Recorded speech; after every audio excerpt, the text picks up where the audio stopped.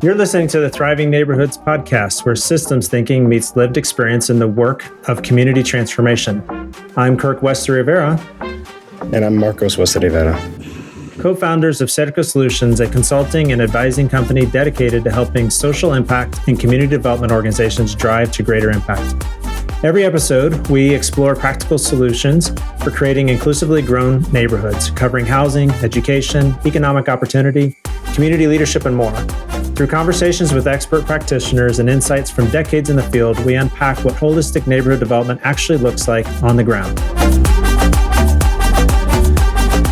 Well, welcome back, everybody, and we are now on episode 10. This series, frankly, it's hard to believe that we've already arrived here. Just thinking, Markos, not just even a few months ago, we were thinking about this podcast and trying to figure out how do we get out information to folks that are trying to do this work. But as I reflect on, over the last, over the series that we've called the Foundation series, I wanted to really project this arc of creating kind of the logical rationale for why this work matters, how it matters, and to give everybody kind of a general baseline for how to do this work. Because I know for myself, thinking back, 20 plus years ago, and even, in 15 years ago when I was starting this work in an official capacity as the founding director for our local community quarterback, I just know that I was looking desperately for information and trying to figure out, what are we doing? How do we do this? And our community was really, really on fire and engaged and really committed to this work. And so we hope that those that have subscribed to this and listened to this series, that you found real value in this. And we really would love you to share it out or even reach out and let us know what you think. And as we prepare for season 2, we really hope to get into more of the practical applications as we dive deeper into the nuances of this work and give our audience a very specific set of tools that they can use. But in today's episode, we're going to talk about proximity, what it really means, why it matters, and why we believe it's really the foundation for everything else in this series has been built on. But as usual, I'm not going to do things typical. We're not going to make that argument abstractly. I'm going to let someone make it for us whose life is the evidence. So Markos, who we introduced, he's also my son and business partner as we've been really working with communities across the country. He was born and raised in the community that we worked in of Kendall-Whittier in Tulsa, Oklahoma. He didn't choose to be close to this work. It formed him. And I think his story gets at something that frankly, all 10 episodes, as I reflect back on it, of this series has been circling, that trust is the precondition for transformation. And trust only comes from being genuinely present with community, not working on its behalf from a distance. But that's what we're going to dig into today. So Markos, you ready to go? I got some questions for you, my friend. Yeah, let's do this. I'm excited. So let's start, because I'm curious. I know you and I have talked, obviously, as over the years. We've talked a little bit about your experience, and I know you've, tried to, reconcile some of your experiences with what you're seeing now. But, you're born and raised in Kendall-Whittier. What, from your perspective, did growing up in that neighborhood give you that you couldn't have gotten anywhere else? Yeah, I think there's a lot of things. But in reality, if I were to boil it down to word, I'd say it's experience. Not experience in the way that, we think of around work of job experience, or, when people go traveling, you're like, I got this great experience. It was more of experience in the understanding of how the world generally works for the majority of people, right? The ability to see firsthand the impacts of years and years and years of policy, which I think I know more of now, right? Like having gone and studied political science and all that sort of stuff, and had a better understanding. But at the time, it wasn't really, I didn't really get, uh, like, why is the world working like this? How is it that, um, you know, the people that I know and I love and I grew up with are facing all of these challenges? But uh, I'd say there was a duality to it, right? This idea of proximity. Um, there's the being able to meet all of these amazing people that I grew up in and grew up with and have these amazing experiences, whether it's, going to the park and playing, like Friday night soccer or something like that, with, a bunch of people that just from the neighborhood, or, going down to our local bakery and, just getting enough sugar to, like, kill somebody, right? Like, it was um, but being able to meet all these people and have, people from the community, taking care of me when I was, really, really young, and then growing up and seeing them, do all these amazing things and see how they grew up, and, I think that it was a huge positive impact on my life, being able to, just be in proximity with these people that are, like, honestly, what a lot of this work is for, right? But on the flip side, it's not all, sunshine and rainbows, right? I mean, we're the point of this work is to really focus on having an impact on some of the most marginalized people in the country. Um, and it's impossible to have that impact on people, and without getting close enough to really understand the pain and the hurt that a lot of people are going through in their everyday lives. Whether it's in our community, like immigration was a big thing, right? Whether it's the process itself being extraordinarily difficult, or just the day to day things you might see on the news of people trashing immigrants, or even people that you might know from other neighborhoods being like, "Hey, we can't we can't go to your neighborhood because that's where all the dangerous immigrants are." And to me, that was always very, very hurtful, of being like, well, this is my neighbor, like, that might as well be family. Like, if you think they're dangerous and violent, what do you think about me, right? Like, but I think for me, it shaped this way of viewing and understanding how people see things, right? And Yeah, how we will often, like, protect ourselves from getting too close to that pain, right? Not understanding, like, that we really want to, like, if we really want to improve the world, we have to get close enough, right? no, and you're absolutely right. I mean, I think that I'm reflecting as you're speaking on some of just the questions that we often got from folks that maybe were part of our network or friend network that didn't live in the neighborhood that we lived in. There was certainly a sense of confusion as to why we would choose to live there and to raise our kids there, and meanwhile, like, we're trying to reconcile that with just what you're describing is the tremendous beauty. Yeah, there was pain and there was trauma, but there was also tremendous beauty. And I think from the outset, your mom and I had the vision that um we're our goal was never, in fact, it was quite the opposite. Our goal was never to protect you from the trauma and pain of the world.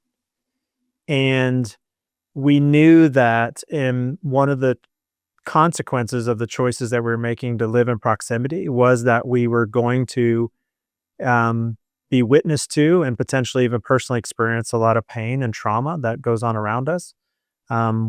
We've seen a lot, right? We've seen people shot. Um, we've seen certainly our house has been broken into multiple times. We've had things stolen from us. We've had friends that were picked up by ICE and deported. We've had family. We've seen families separated. We've seen a lot of that, and you were witness to that, right? But Um, I think a lot of times as parents and even as professionals, as adults, we think that our job is to protect folks from those situations. But I believe, and it sounds like, you're recognizing that experience. It gives you a much more fuller view of the world. And ultimately, we wanted to raise a kid who was a good citizen of the world, it's very difficult, if not impossible, to do that without a strong, deep sense and understanding of the impact that the decisions make from the folks that are in those roles on the people that often have the least amount of voice. Mhm. It occurs to me you grew up straddling several worlds, culturally, linguistically, being bilingual, raised as Spanish as your first language. You didn't even speak your first, you didn't speak your first English words till about a year after were speaking fluently in Spanish.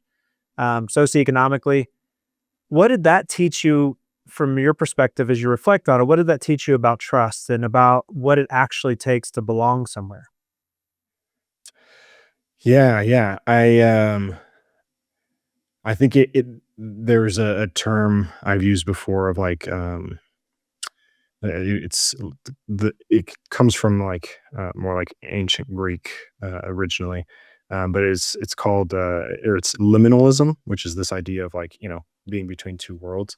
Um, and to me, that was a lot of my life, right? The just to put it just to put it simply, I'm biracial, right? I'm half white, half Puerto Rican, and um, grew up in a predominantly Latino neighborhood, but would frequently go visit, our family, in other parts of Tulsa that, uh, those communities are wildly different than ours.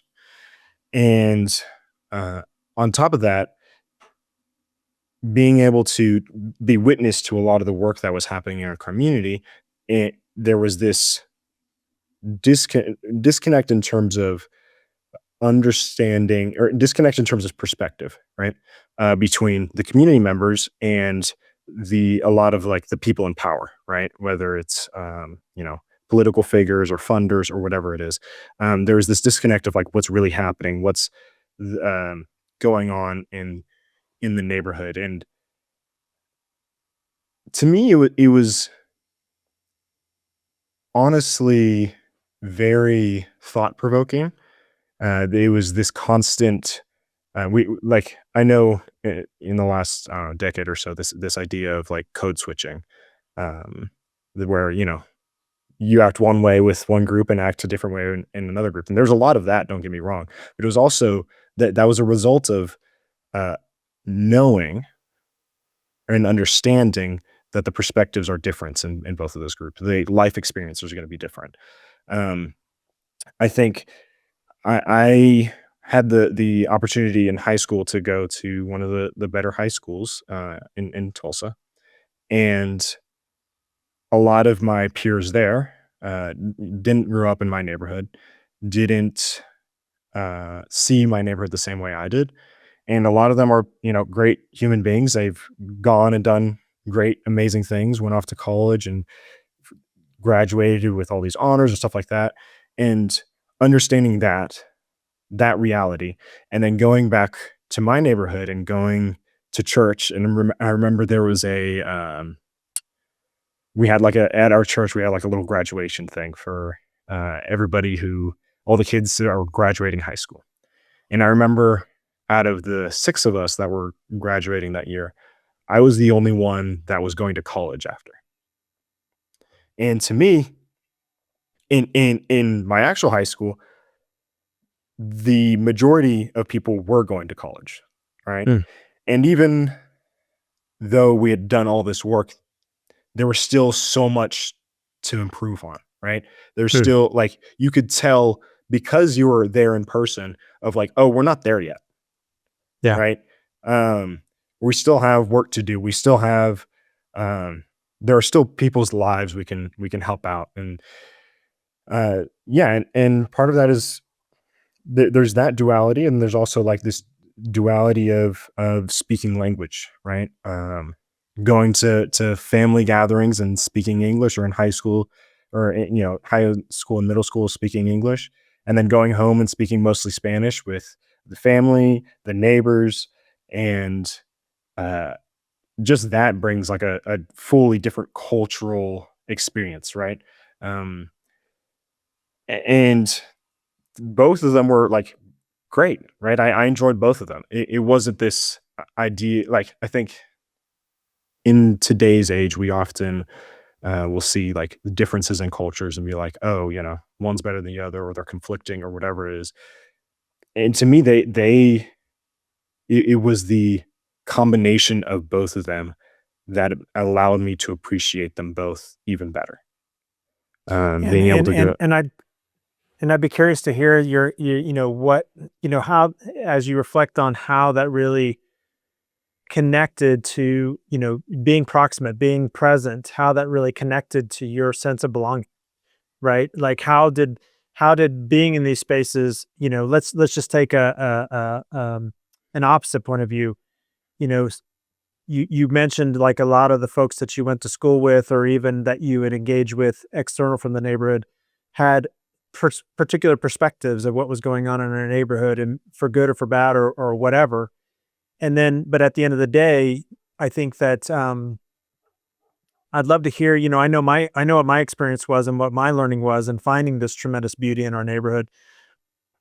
But I'd be curious to hear kind of what how this kind of led to this sense of belonging, the sense of cohesion, the sense of, what was that experience like for you within the experience within that time frame that you had growing up?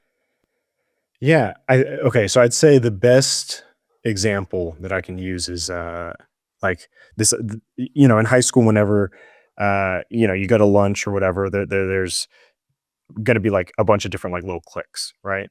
Yeah. And for me, it was very, very easy to go between clicks. Like, honestly, there like some lunch days I'd be like hanging out with all the Latinos, talking about uh, you know, soccer, or some video game or whatever. The next day I would be talking with a completely different group and hanging out with them, and we're talking about, we're like, oh, our B classes are difficult, or You talk about the there's this nerds, thing. right? Yeah. You Oh, it talk was about the 100% nerds. the nerds. Yes. The the or yeah, and so being able to go between that was like this huge boon of and not feeling out of place in either of them. There is, I will say, there is a certain extent that, like, just the nature of going between both of them, you're not 100% in one or the other, right? Like, you're splitting your time between all these different groups, but there was acceptance in it, right? There was an understanding of like, hey, this guy gets it. He's one of us, and being able to do that was great.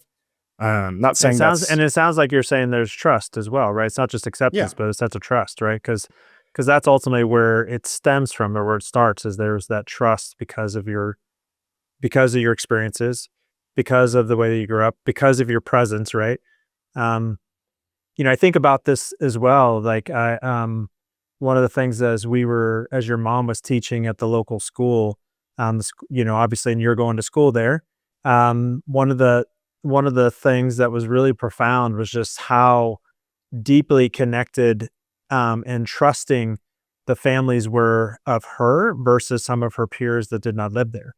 And there's something about this identity that your experiences are very similar to ours in what you're going through.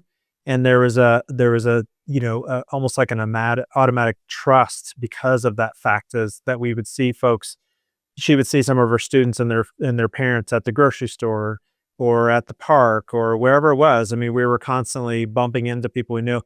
I mean, our local bank, every time I'd go in there, even as a our organization had our account there. Every time I go in there, hey, how's the teacher? How's cómo está la maestra?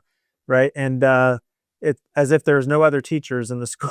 And I'm like, she hasn't been teaching for 7 years, but still she's la maestra. It was this yeah, yeah, sense of connectivity. And I know that um there's that same affinity and same affection that so many of our community members had of you as they saw you grow up as a young baby going going to the park and learning how to kick your first soccer ball in a at the time, which was a park that was not maintained with grass that was taller than you. And then eventually that led to our community really advocating for its own soccer court, and then you playing out there and with some of the same kids that you'd be out there when you're 4 or 5, right? So Mhm. it was incredibly connecting and seeing that evolution for yourself. But that brings me to kind of another piece, because I know you played an important role in this.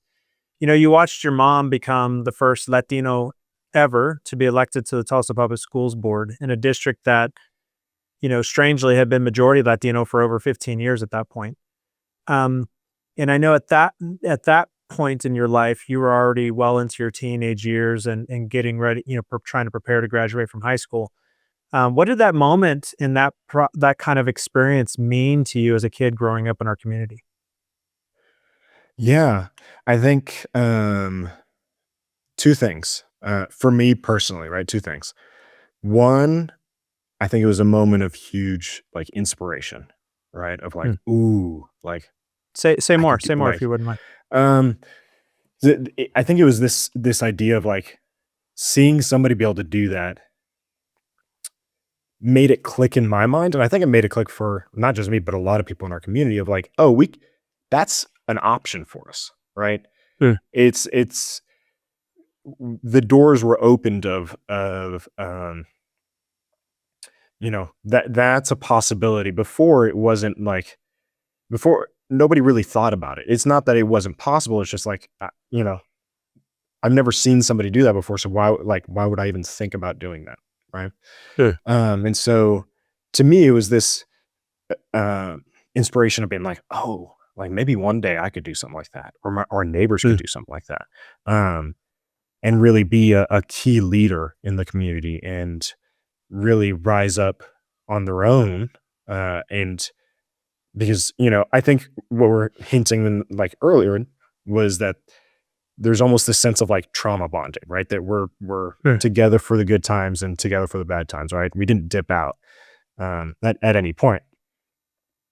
And understanding that, like, the person from our community, my mom in this situation is the one who's going above and beyond. And now everybody else is like, well, she was there for the good times, there for the bad. Does that mean maybe I could do something like that? But there's also, I think there was this a being proximate to her experience and viewing it, right, and being an observer of it. There was also this understanding of like, Mm. yes, being the first to do something opens up the doors to a lot of people. But in reality, if we want to get to a place of understanding and really getting like making it so that th- that there's like this idea of equity and equality, right? We're really propping up these communities. We shouldn't be having these firsts anymore, right? If like the this idea that it took this long to get to this place kinda sucks. Like, this should have happened a while ago, right? Um, and even though it created all these opportunities, like, I don't think it would be great to know like, it's not great knowing that there's other things like that, that our community um, hasn't been witness to, right? Hmm. Hasn't their eyes haven't been open to these opportunities, these this ability to go above and beyond. Um, and so yeah, it was to me this idea of why is this the thing of first, right? I think on a national level, right? You mentioned I studied political science and all that, and near the same time I was getting to the age of like being able to vote and all that, and I remember hearing about like, oh, you know, Barack Obama was the first black president, right? And I was like, well, dang, it took us a while to get to this point. I'm hoping that the next time there's a black president or the next time there's a Latino school board member, we're not thinking of it of like, oh, they went above and beyond and they were the first of this kind of no, this is the norm, right? This should be status quo. We shouldn't be thinking of this ability to succeed in when you grew up in tough areas as like a unique thing. This should be the normal, I guess is what I'm trying to say. Let's tie this back to kind of, what you're doing now, because obviously, we work across the country with a number of different neighborhood-based organizations, really helping them, maximize their impact. But one of our core principles is that whether, obviously this isn't for everybody living in the neighborhood in which they serve, and it's not necessarily required, but I would say proximity, as we spoke about with Carol Naughton, that you're really, rolling up your sleeves and doing life alongside your community, not just from a office desk somewhere from the external. But as you look back now, as somebody doing this work professionally, what do you understand about Kendall-Whittier, the neighborhood you grew up in, that you couldn't have understood if you only read about it? Yeah. I think to me that there's it's very much the interpersonal level of things. There's a difference between reading a book and going, "Hey, I get the systemic challenges. I get, you know, oh, the minimum wage is too low and that is making it hard for people to take care of their families without taking up like 3 or 4 jobs. That's one thing to read that, but to see it is a completely different thing. To live alongside it day by day, that's a whole nother beast, right? Hmm. Understanding that, being able to see the look on parents' faces when issues are happening, right? Understanding that the little intricacies in our system that aren't, really mapped out in legal terms, um, understanding how like small things can impact a family, Hmm. right? How missing uh, a court date, right, for an immigration process by a day or something can fully change the trajectory of that person's life, right? Can have could send them in a completely different life path than if they had made it on time, right? And Hmm. that's not something you can really read or something you can, that's like written down in the law of like, if they miss this, then they're kind of done for, right? And then it's like, Yeah. no, no, no, you don't get it. It's this emotion that comes attached of like the realization in that situation of like, oh wow, like something's not right. And it is that interpersonal level of like this is why we do it, right? I c- I work a lot with data, and it's very easy for me or anybody else in my position to go, these are just numbers. Yep. But I, with my life experience, I have to remember every time I'm doing any sort of data analysis that this is more than just numbers. Every single one of these dots on this map, or every single one of every single point on this graph, that's a human being, right? And that's this, um, they're all experiencing tons and tons of things that are both working for and against them. And I've seen that happen. I know what that feels like, right? And that's what this proximity is really, really what we're trying to get at is like, if you don't understand it, if you don't understand the emotions and the feelings that are happening day by day, it's going to be difficult to really have an impact because there's that disconnect, right, between the community and maybe the funders, or the community and the political leaders, or whatever it is. There's this disconnect of understanding what it means to live in these communities, um, and what you need to improve, right? No, exactly, and it puts a lot more flesh to literally and figuratively, that to what we're talking about, because so often, yeah, we are charged to do a lot of analyses and assess kind of where a community's at. And we're using all available data points, but at the end of the day, yeah, you're always reminded and grounded in the fact that this just only tells you one kind of point of objective data. It's not really sharing in the experience day to day, which is frankly where most of our programming and most of our um, efforts and strategies should live. Right? Is in that sense of experience. Yeah, and, I'm curious on the other side of this process, right?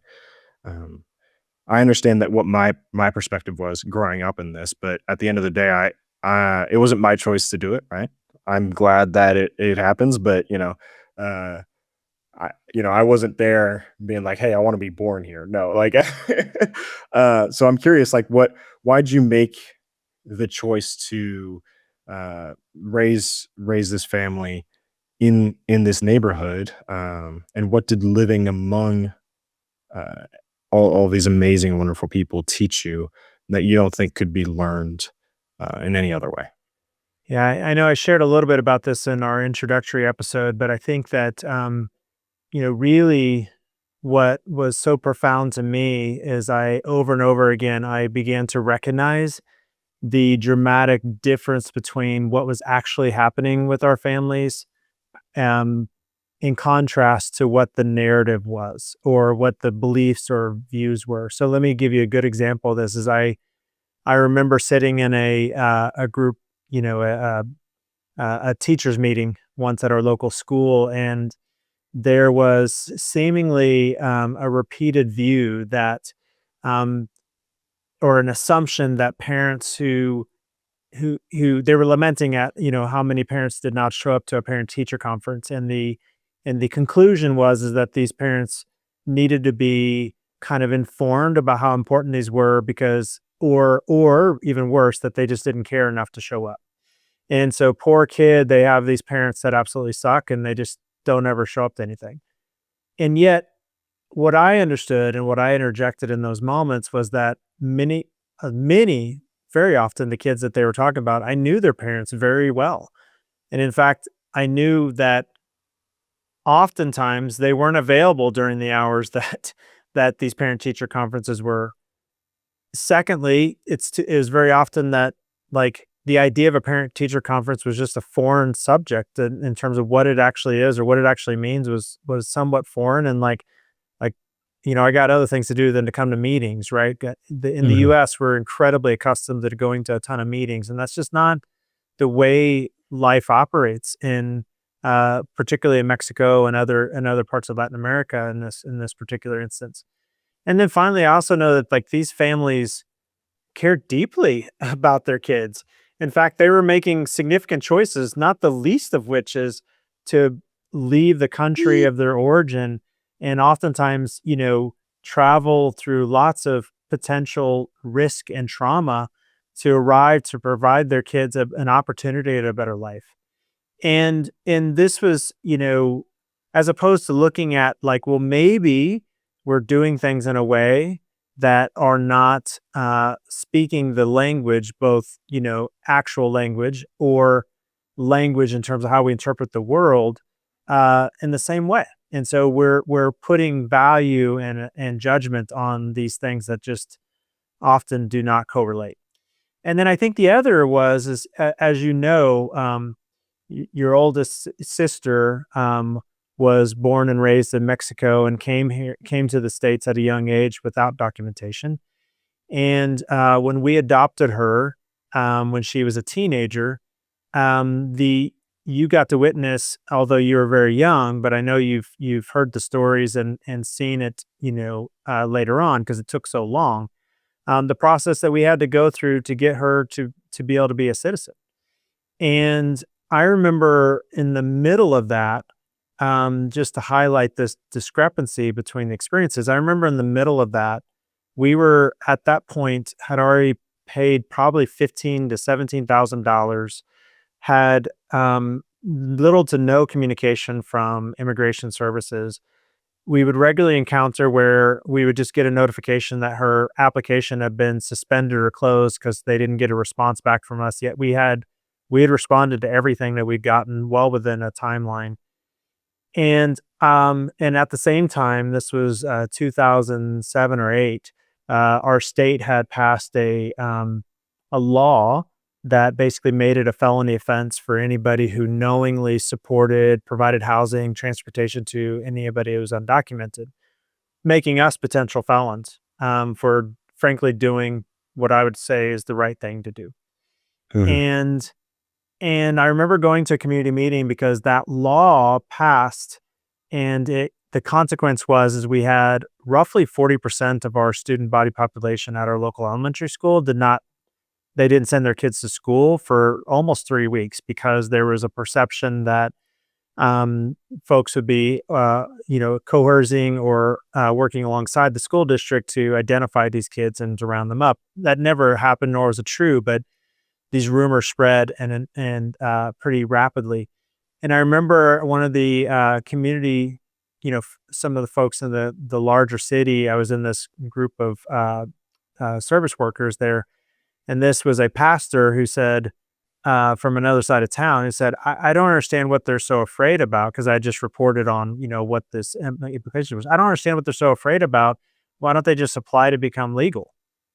And to which I was just like, you know, desperately trying not to come unhinged because we were in the middle of this incredibly stressful experience. But I say all that just to highlight, you know, the massive chasm, which is the lived experience of so many away from the experience of those in communities that we serve. And then the only way I know how to resolve that is through proximity. And I also express grace because coming into this, I definitely came in with a general sense of I was going to save the world, and found that it was quite frankly my own mentality, my own heart, my own life that was changed for the better, probably more than any impact that I've ever had. Yeah, and I think as people are listening to this, and if they're a practitioner in this field, they might be thinking to themselves, I'm not living among the people I'm trying to help out. And for those who feel that way, what do you think proximity might look like for them, and what do you think it would require to get to that point? Yeah, so I would say my encouragement to everybody listening to this that is engaging in community work is to look at proximity as a required behavior. And proximity can mean, just to define that, can mean that you are operating and working in a way that puts you alongside the folks that you're serving. It puts you alongside and puts you in position proximally to experience a little bit of the joys and sorrows and pain and challenges that they're experiencing. This could look like taking a family up on an invitation to go to a birthday party, because if you've not been to a Latino birthday party for a 3-year-old, you're missing out. And and and and then understanding and realizing, oh, this is not just an hour as a play date. This is like an all day affair where there's hundreds of people here, all for a 3-year-old, right? And you start to, you're engaging in those, because I see too often folks just declining those experiences or trying to maintain some distorted perception of like professional like distance. But it's really coming and overlapping your life with theirs, even potentially bringing your own family members to your own child, your own spouse to those. And it's that you're basically laying the groundwork for trust to begin to flourish, trust to begin to flower. And at the end of the day, it is about trust that is going to really, really amplify this work. And I would say it's a required prerequisite to this work. Um, because I've seen too many leaders, I've seen too many folks doing this that, often, attack this. I particularly, you'd mentioned like folks that are involved in data and some of the behind the scenes work, or maybe even some of the operation side or the back office. But man, get out there, engage, and allow yourself to be transformed and changed. but it's trust that is at the center and the prerequisite to transformation that we all want to see. And I just think that as we think about that, um, and as we put ourselves in those positions, it does require extra work, but it gets to the heart of why we do this. And the final point I'll make on this is oftentimes we, in any helping profession, we struggle with this idea of burnout. But I want to, art, I want to throw out there an idea that burnout actually comes, from my perspective, at not identifying why you're there to begin with. So if it's a teacher, for example, I would say that a teacher, the reason they get into this business is not because they are going to get paid for what they're worth. If you are a teacher that decided to become a teacher because you thought you're going to be highly compensated, then I don't know that I want you to be teaching our kids because you're not that intelligent. Um, what I would say though is you got into it. I think every teacher would say, I got into this profession because I wanted to make a difference, and ultimately I wanted to see the light bulb come on in a kid's eyes. So the question should be, how do we create the conditions to increase the odds of that happening more often? And so there's this kind of cyclical impact that the more you engage, the more trust you have, the more proximate you become, the more you're increasing the odds that that light bulb comes on, or that impact that you want to see comes on, or that person making a different choice, or that person having access to greater opportunity. And then that feeds back into your own desire to be of impact and light. And yet subsequently they've become a light to you as well. And so there's this kind of like amplification of light and amplification of joy and amplification of fulfillment that we get to see in one another as we support folks advancing to greater and greater levels of success that as they define it, and they get to see the joy coming on as we collectively see that as a reality. And we want, I think, at the goal of this should be, how do we make that happen more often?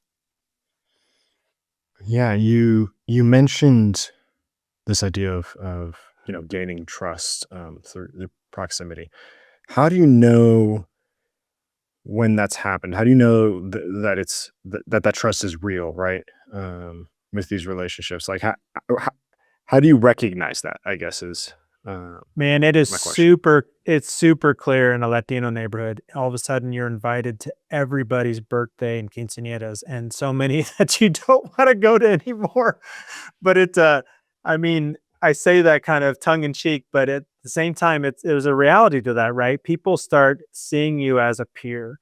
They start seeing you as a colleague. They start seeing you as somebody who is building alongside and not for, right? And that's an important distinction, right? It's that we're positioning ourselves, and we're making ourselves available and being very clear that our work does not proceed without you alongside us, right? That this isn't about like, hey, we got the professionals here and we're going to do this, but it's really looking for those ways to ensure that you are understanding the incredible privilege that proximity is. And I do count that as a privilege to be able to get proximate, and then to that privilege to advance and flourish into trust is an incredible gift.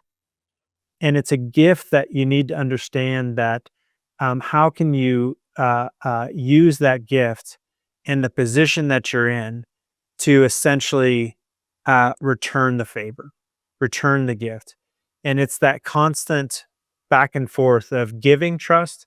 There's a song by the rapper NF, and he says, if you want to trust, you got to learn how to give some away, and if you want love, you got to learn how to give some away, right?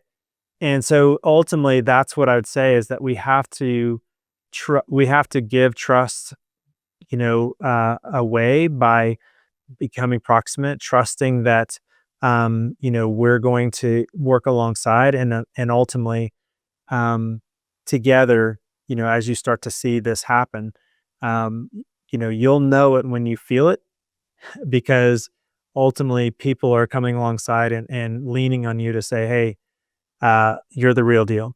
And yeah, and we are putting our confidence, and they actually start to you'll start to see signs of people actually feeling like they can speak up and be their full selves.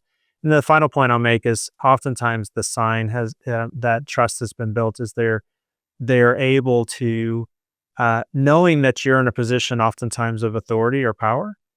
They feel confident and um, open to expressing opposing views.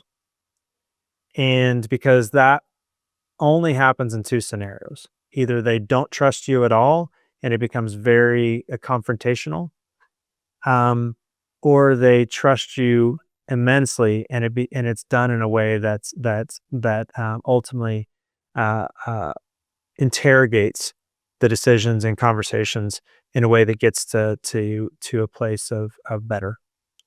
And I think that's what I think we should all be striving for, is how do we get this place to where it's iterative and compounding, so that we get to a place that we all want to see for our kids. Um, so with that, man, I appreciate you sharing your experience today, Marcos. I know that Well, thank you. um, I've always, I think it's if at risk of kind of embarrassing you, I know that um, our decision to raise our kids and raise our family and community at the time seemed to be a gamble. And we were told it was a gamble. And I would often joke where folks would say, well, how are things going? And I'd say, well, the jury's still out. But I think I can confidently say that um, the reason why I invited you to come alongside me to do this work is I knew and I saw deeply that the impact that our community had on you in both a positive and well-rounded way um, created in you a real value that I believe that you can support other communities, and come from a perspective of real, true, uh, I'd say, well-rounded view of what's really happening. At the end of the day, what I would say is that too often, I would say when we would hire employees in the work, I would often say I'd prefer lived experience often over technical experience and knowledge. Why is that? Well, because I can teach or provide the opportunity for you to learn a great host of technical skills and knowledge. But what I can't teach you is how to care about our people. And I also can't teach you what you bring to the table with lived experience. And I'm very lucky to be working alongside you. And I count it an incredible privilege to do so, and also to hear and leverage your lived experience as we support communities across this country. So with No, that, everyone, same here. thank you so much for joining us through this journey over these 10 episodes. We will return with series 2 as we're working out those details now. And I just count it a privilege for you to be traveling along this journey with us. But I would really encourage you to reach out. Let us know how this series has what the series has meant to you, what you've learned, what you've liked, what you'd like to see change. Give us some feedback, and so that way, as we go into series 2, we'd like to really make this a place that you come for resource and knowledge and ideas and thought provocation and all the above. Because what our ultimate goal is, we want to see more communities realize the potential that our own community got to experience, and we want more professionals to be able to realize the same perspective and the same life-changing work that we got to experience. And so with that, thank you so much for joining us. Thanks for listening to the Thriving Neighborhoods podcast. If today's conversation sparked something for you, we'd love to hear about it. Connect with us on LinkedIn or visit us at cerca.solutions, that's CERCA.solutions, to learn more about how we support community quarterbacks and organizations committed to high-impact efforts. And if you found value in this episode, please share it with someone else working towards thriving communities. Every conversation moves us closer to the change we need. Thanks for listening. I'm Kirk Rivera. And I'm Marcos Rivera. And this has been the Thriving Neighborhoods podcast. We'll see you next time.